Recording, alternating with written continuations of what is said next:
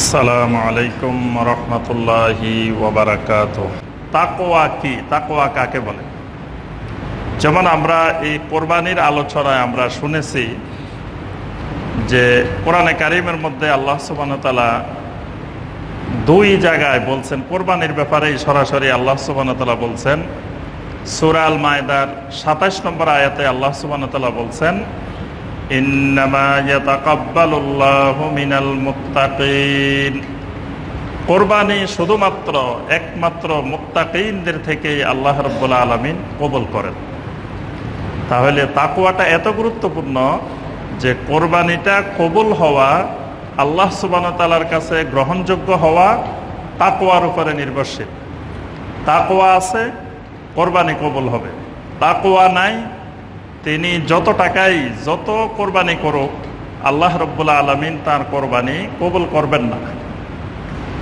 সূরা আল হজ্জের ৩৭ নম্বর আয়াতে কারিমায় আল্লাহ সুবহানাহু ওয়া তাআলা বলেন লা ইয়ানালাল্লাহু লুহুমুহা ওয়ালা দিমাউহা ওয়ালাকিন ইয়ানালুহুত তাকওয়া মিনকুম।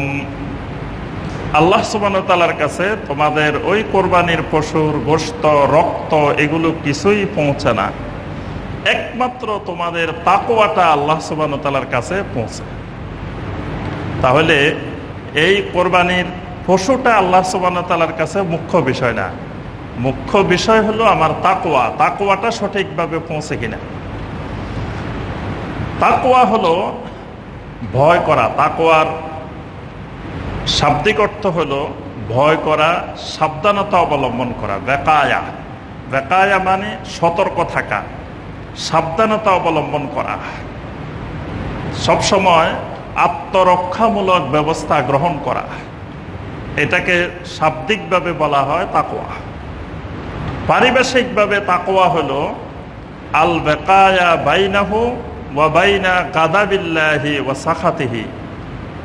অর্থাৎ একজন মুসলিম তার নিজের মাঝে এবং আল্লাহ সুবহানাহু ওয়া তাআলার মাঝে আল্লাহর রাগ থেকে, ক্রোধ থেকে, আল্লাহ সুবহানাহু ওয়া তাআলার অসন্তুষ্টি থেকে নিজেকে আত্মরক্ষা করা, নিজেকে বাঁচানো। এটাকে কোরআন সুন্নাহর ভাষায়, কোরআন সুন্নাহর দৃষ্টিতে তাকওয়া বলা হয়। অর্থাৎ আমার এমন কোনো কাজ করা যাবে না যেই কাজ দ্বারা আল্লাহ রাব্বুল আলামিন অসন্তুষ্ট হয়। এমন কাজ করতে হবে যেই কাজ দ্বারা আল্লাহ সুবহানাহু ওয়া তাআলা সন্তুষ্ট হয়। এই সতর্কতা অবলম্বন করাটার নাম হলো কোরআন সুন্নাহর ভাষায় তাকওয়া। এজন্য উবাই ইবনে কাব রাদিয়াল্লাহু তাআলা আনহু থেকে এই একই হাদিস বর্ণিত আছে, আবু হুরায়রা রাদিয়াল্লাহু তাআলা আনহু থেকেও একই হাদিস বর্ণিত আছে। এই সাহাবীদেরকে অন্যরা এসে তাকওয়া সম্পর্কে জানতে চেয়েছিলেন যে তাকওয়া কাকে বলে, তাকওয়া কি জিনিস, আমাদেরকে একটু বিস্তারিত বুঝিয়ে দাও।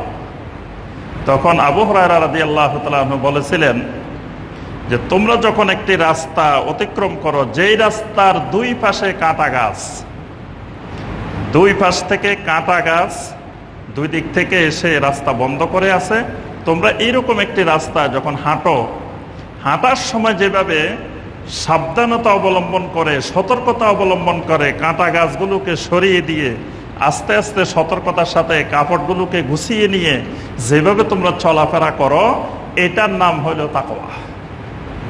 অর্থাৎ এই পৃথিবীতে একজন মুমিন, একজন মুসলিম যখন চলতে থাকবে, জীবনযাপন করতে থাকবে, তার চতুর্পাশে কাঁটা আর কাঁটা, কাঁটা আর কাঁটা। কাঁটা মানে গুনাহ আর গুনাহ, অপরাধ আর অপরাধ, আল্লাহর নাফরমানি আর আল্লাহর নাফরমানি তার সামনে চতুর্দিকে সে দেখতে পাবে এবং চতুর্দিক থেকে এসে তাকে গ্রাস করতে থাকবে।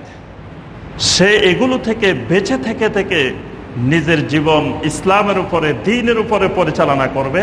এটার নাম হলো কোরআন সুন্নাহর ভাষায় তাকওয়া। সুবহানাল্লাহ। এই জন্য একজন মুসলিম অবশ্যই তিনি এই তাকওয়া অবলম্বন করে চলার জন্য চেষ্টা করবেন। এটাই হলো একজন মুসলিমের মৌলিক কাজ। আল্লাহ সুবহানাহু ওয়া তাআলা কোরআনে কারিমের অসংখ্য আয়াতে কারিমায় মুমিনদেরকে শুধু তাকওয়ার নির্দেশ দিয়েছেন, শুধু তাকওয়ার নির্দেশ দিয়েছেন। নবী সাল্লাল্লাহু আলাইহি সাল্লাম যখনই কোনো ওসিয়ত করতেন, কোনো নসিহত করতেন, কোনো উপদেশ দিতেন, প্রথমেই আল্লাহ রাসূল সাল্লাল্লাহু আলাইহি সাল্লাম তাকওয়ার উপদেশ দিতেন। তাকওয়ার নসিহত নবী সাল্লাল্লাহু আলাইহি সাল্লাম বেশি বেশি করতেন। কোরআনে কারিমে সূরা আলে ইমরানের 102 নম্বর আয়াত, এই আয়াতে কারিমাটা আল্লাহ রাসূল সাল্লাল্লাহু আলাইহি সাল্লাম যে কোনো সময় খুতবা দেওয়ার সময়, আলোচনা করার সময় এই আয়াতে কারিমাটা নবী সাল্লাল্লাহু আলাইহি সাল্লাম তেলাওয়াত করতেন। আল্লাহ সুবহানাহু ওয়া তাআলা বলেন, ইয়া আইয়ুহাল্লাযীনা আমানুত্তাকুল্লাহা হাক্কা তুকাতিহি ওয়া লা তামুতুন্না ইল্লা ওয়া আনতুম মুসলিমুন। ইয়া আইয়ুহাল্লাযীনা আমানুত্তাকুল্লাহা হাক্কা তুকাতিহি, হে ঈমানদারগণ, আল্লাহ রাব্বুল আলামিনকে ভয় করো, তাকওয়া অর্জন করো। হাক্কা তুকাতিহি, যেইভাবে তাকওয়া অবলম্বন করা দরকার, তাকওয়া অবলম্বন করা উচিত। তাকওয়া যেরকম অর্জন করা দরকার, তাকওয়ার হক রক্ষা করে, হক আদায় করে পরিপূর্ণ মুত্তাকিন হও, তাকওয়া অবলম্বন করো। আল্লাহ পাক এখানে সাধারণ তাকওয়ার কথা বলে না, হাক্কা তুকাতিহি, অর্থাৎ যতটুকু তাকওয়া তোমার পক্ষে সম্ভব। আসলে মূলত তাকওয়ার যে হক, এই হক পরিপূর্ণরূপে কোনো মানুষের পক্ষে আদায় করা সম্ভব নয়। এই জন্য আল্লাহ পাক অন্য আয়াতে এটাকে সহজ করে দিয়েছেন, বলছেন ফাত্তাকুল্লাহা মাসতাতা'তুম, যে তোমরা আল্লাহকে ভয় করো, তাকওয়া অর্জন করো যতটুকু তোমার পক্ষে সম্ভব। অর্থাৎ সম্ভবের সর্বোচ্চ পর্যায় পর্যন্ত তুমি তাকওয়া অবলম্বন করবে। আল্লাহ রাসূল সাল্লাল্লাহু আলাইহি সাল্লাম সবসময় আল্লাহর কাছে দোয়া করতেন, আল্লাহুম্মা ইন্নী আসআলুকাল হুদা ওয়াত তুকা ওয়াল আফাফা ওয়াল গিনা। এই চারটা জিনিসের জন্য দোয়া করতেন।